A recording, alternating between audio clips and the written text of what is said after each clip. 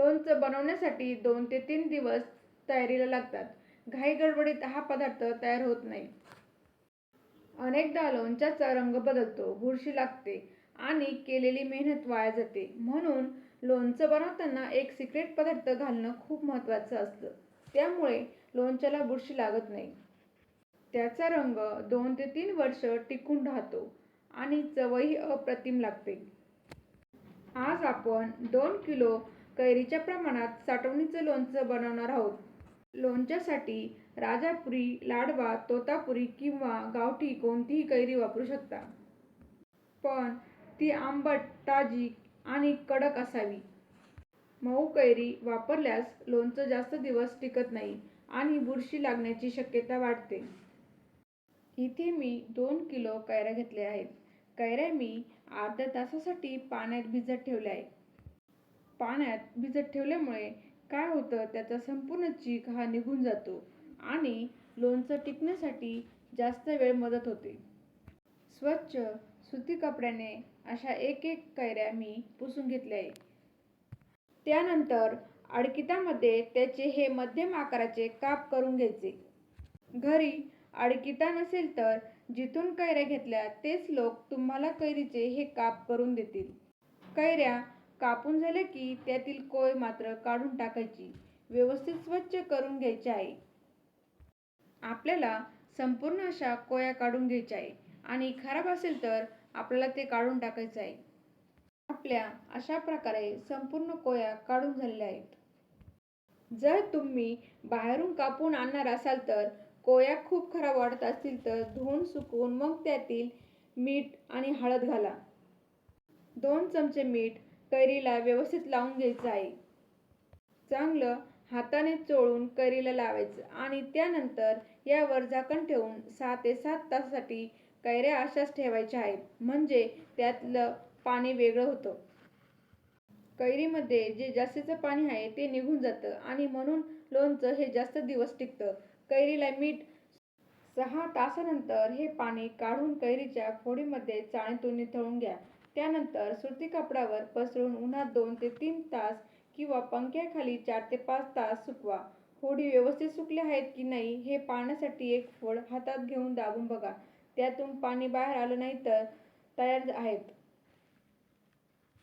इथे मी पातेल्यामध्ये 2 कप इतकं तेल गरम करायला ठेवलं आहे. तुम्ही या ठिकाणी शेंगदाण्याचं तेल वापरलं तरीही चालेल. 1 चमचा हळद, 10 लवंग, 10 काळी मिरी, 10 वेलची, 1 चमचा हिंग. हिंग आपल्याला बारीक कुटून घ्यायचं आहे. त्याचसोबत 2 चमचे लाल तिखट पावडर, 2 चमचे मीठ घेतलेले आहे. त्याचसोबत आपण 2 कप इतकी मोहरीची डाळ घेतलेली आहे. अर्धी वाटी लसूण. त्याचसोबत आपल्याला 1 पॅकेट कैरीच्या लोणच्याचा मसाला वापरायचा आहे. लोणच्याचा मसाला घालून घेतल्यानंतर त्याचसोबत आपल्याला लवंग, काळी मिरी आणि वेलची घालायची आहे. नंतर 2 चमचे लाल तिखट पावडर आणि 1 चमचा हळद घालून घ्यायची आहे. त्याचसोबत आपल्याला काही लाल सुक्या मिरच्या घालायच्या आहे. हिंग आपण जो खडा घेतला आहे तो आपण आता बारीक करून त्यात टाकणार आहोत.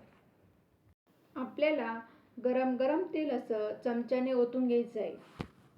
हे साहित्य लोणच्याला उत्तम चव, सुगंध आणि दीर्घकाळ टिकणारी गुणवत्ता देतं. त्यामुळे मसाला तयार करताना प्रत्येक पदार्थ योग्य प्रमाणात आणि काळजीपूर्वक भाजणं अत्यंत महत्त्वाचं आहे. लसूण घालून घेऊया. लसूण घातल्यानंतर त्यावरती परत एकदा आपल्याला गरम तेल ओतून घ्यायचे जेणेकरून लसूण व्यवस्थित आपला तळला जाईल.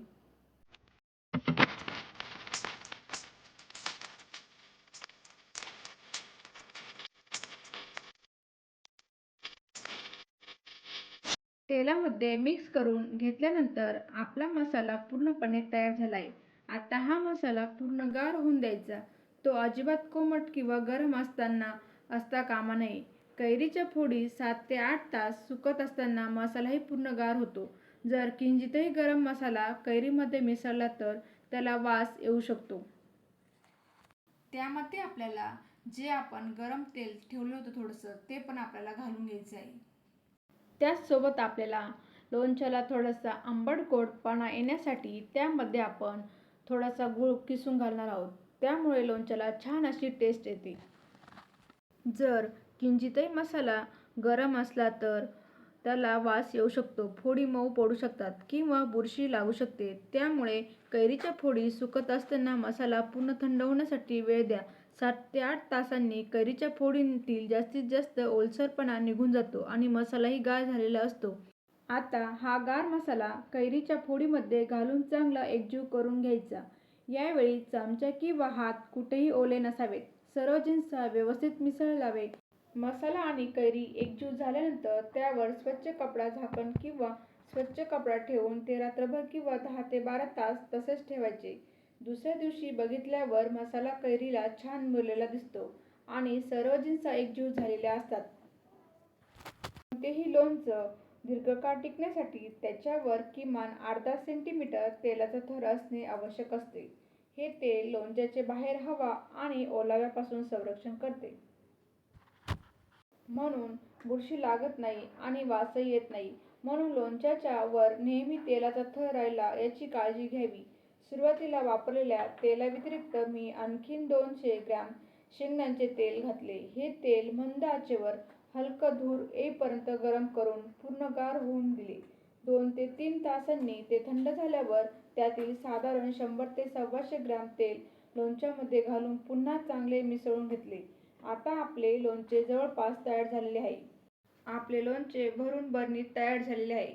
लोणच्यासाठी कोणत्याही धातूच्या डब्याचा वापर करू नये, कारण लोणच्यातील मीठ धातूवर परिणाम करून डब्याला छिद्रे पडू शकते. तसेच प्लॅस्टिकच्या डब्यातही लोणचं ठेवणे शक्यतो टाळावे. अशा बरण्यांमध्ये लोणचं सुरक्षित राहते, त्याची चव टिकून राहते आणि ते वर्षानुवर्ष उत्तम स्थितीत साठवून ठेवता येते. शेवटची आणि सर्वात महत्त्वाची टीप. कोणत्याही लोणच्याच्या बरणीवर स्वच्छ कपडा किंवा रुमाल ठेवून त्यावर दोरा किंवा रबर बांधा. त्यामुळे बरणी अधिक सुरक्षित राहते आणि लोणच्याला बुरशी लागण्याची शक्यता खूप कमी होते. कैरीच्या लोणच्याची रेसिपी तुम्हाला कशी वाटली ते मला कमेंट करून नक्की कळवा.